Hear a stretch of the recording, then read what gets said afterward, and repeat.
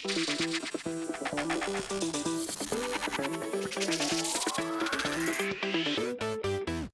Chicago Bears have hired Dennis Allen to be their next defensive coordinator. What's going on, guys? I'm back with another Chicago Bears news update video, which I'll be doing anytime the Chicago Bears news is going on. And the Bears also hired their offensive coordinator basically at the same time, so that's going to be in the very next video after this one. But talking about Dennis Allen, guys, this was rumored to be the case for a couple days now. Ever since we hired Ben Johnson, this was going to be his rumored DC, and I think this is a spectacular home run hire by the Chicago Bears. Okay, the Bears have to swing big on the defensive side of the football as well, because this team is going to be in win now mode. They have to start winning football games right now in 2025, and you can't do that without a good defense. And this move reminds me so much of when Sean McVay hired Wade Phillips back when he got hired with the Rams, because Sean McVay was a young, bright offensive mastermind, but he didn't really know that much about the defensive side of the football, obviously. So he chose to surround himself with a more veteran, older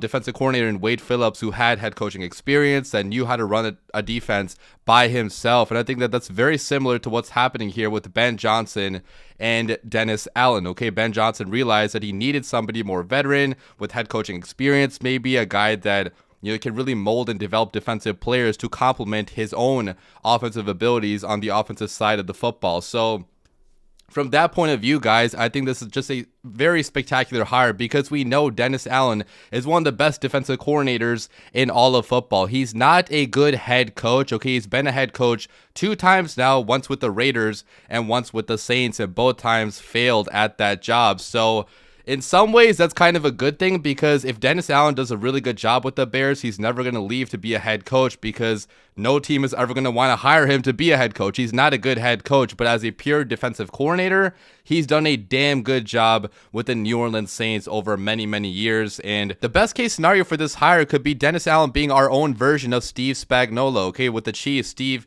Spagnuolo has been with the Chiefs for a long time because he's failed before as a head coach, so no team really wants to hire him. So Patrick Mahomes and the Chiefs are getting lucky that they're having such a respected defensive play caller with them every single year, building such damn good defenses. And that continuity matters a lot, guys. You guys remember back in 2018 when we lost Vic Fangio, the following season our defense was not nearly as good, not nearly as dominant. And like I mentioned, continuity matters so much in the NFL. The best organizations have continuity at the top, at both the GM level and at the coach level too. And if you can find that continuity, it's a very, very good thing. It can help you win playoff games and championships as well. So ideally, we could have both Ben Johnson and Dennis Allen in Chicago for 10 plus years. That's thinking very long term. Okay, let's think about 5 plus years at first. But ideally, that could happen, because I think this is just such a slam dunk hire. And this hire definitely was not cheap, guys. Okay, I don't know about the exact monetary details, but it seems like George McCaskey is really splurging on the coaches, even though he's still paying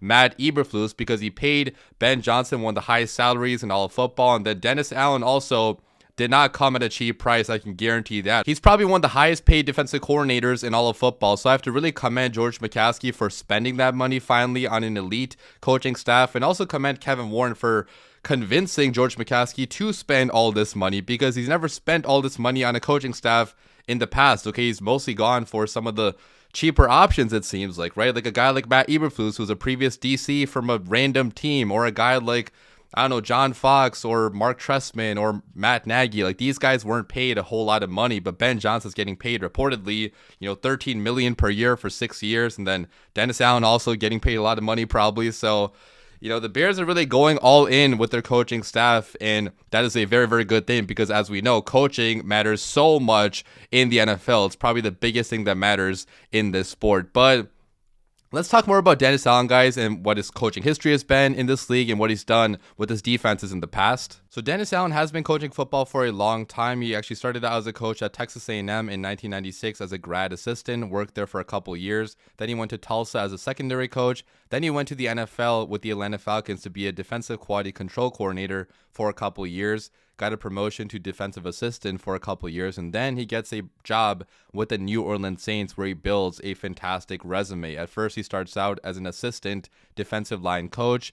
Then he becomes a secondary coach where he actually wins the Super Bowl in 2010 with Sean Payton and Drew Brees there, obviously. And then after that, he goes to the Broncos to be a DC for one season. Then the Raiders actually gave him a head coaching job for a couple seasons. That does not go as well. But then he goes back to the Saints to be a senior defensive assistant for one season, then gets promoted to DC with the Saints, where he has a fantastic run of really, really good defenses. And then the Saints make him the head coach in 2022, where he gets fired in the middle of the season in 2024 because, again, he's not a very good head coach. So pretty long, extensive resume of coaching football on the defensive side. And if you look at his defenses, they have ranked as some of the best in football over the past decade. So he got the job in New Orleans in 2015 as DC. And the first year wasn't so hot. Even the second year was not the best. But then in year 3, things really started turning around. His defense ranked top 10 in points allowed per game. The following season,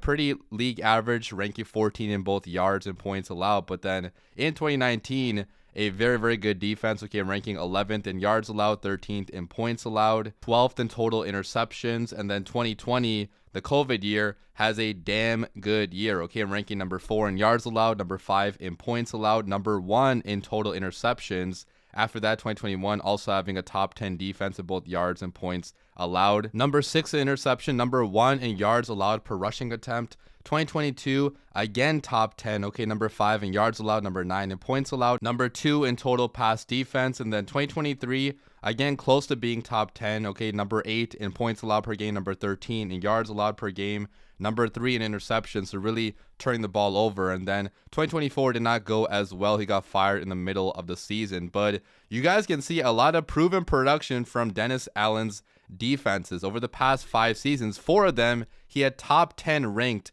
scoring defenses, which is a really, really good test of his consistency. Even with different personnel, he's been having the same dominant defenses. He's had success against some of the top quarterbacks too. If you guys remember in 2020 against Tom Brady, he really owned Tom Brady that year. Forced interceptions against him, forced him to have some of the worst games of his season that year. And Dennis Allen, guys, runs a 4-3 scheme. So personnel wise, we don't have to redo our entire defense. We can keep a lot of the same pieces. We have to add a lot on the defensive line for sure, but at least scheme-wise, nothing is going to be changing very drastically. Now, Dennis Allen is a lot more aggressive, I would say, than Eberflus in terms of playing his guys closer to the line of scrimmage and just being more aggressive overall. So I think that's going to be one area where Bears fans should be a lot happier. There should be more opportunities where we are attacking the offense rather than the offense attacking us, which is what it seemed like under Eberflus many times. So there's just so much to like with Dennis Allen. He's helped develop some dominant players on the defensive line, which is going to be one area of key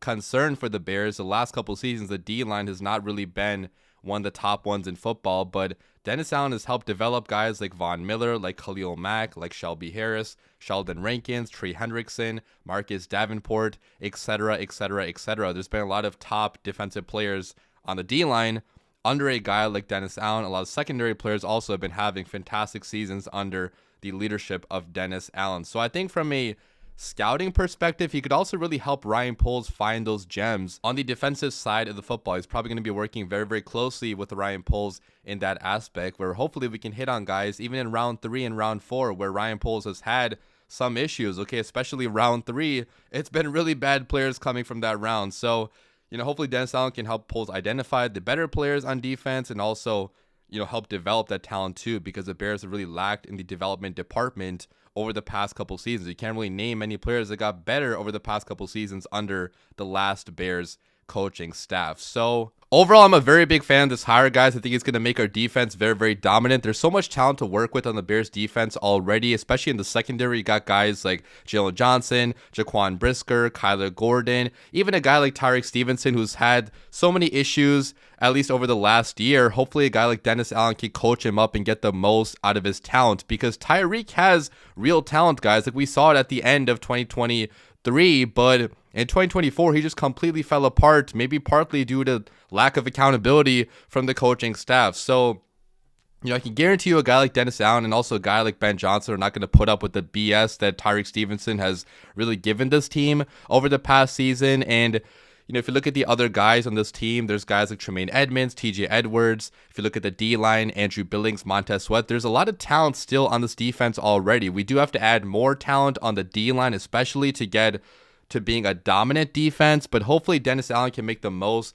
out of this defense, where even if we don't invest a crazy amount on it in the offseason, hopefully we can still be like a top 10, maybe even a top 5 unit if Dennis Allen has a very good season calling plays and developing these players. So leave your comments down below, guys. What do you guys think about this hire? I'm just so happy that the Bears seem to really be going for it in 2025, because I've just never seen them make moves like this where they got my favorite choice at head coach. They're getting one of my favorite choices at DC. I mean, I think that this is turning into like my dream coaching staff for the Chicago Bears. Like, honestly, it seems too good to be true that our franchise is making moves that make so much sense, like this one, paying the money to get these top tier head coaches and assistant coaches, because they have never done that in the past, at least in my lifetime. So it's a very, very exciting time to be a Bears fan. Obviously, we have to see it play out on the football field, because we've been hyped before and it's led to nothing but absolute disappointment. But I really feel like with coaches like these,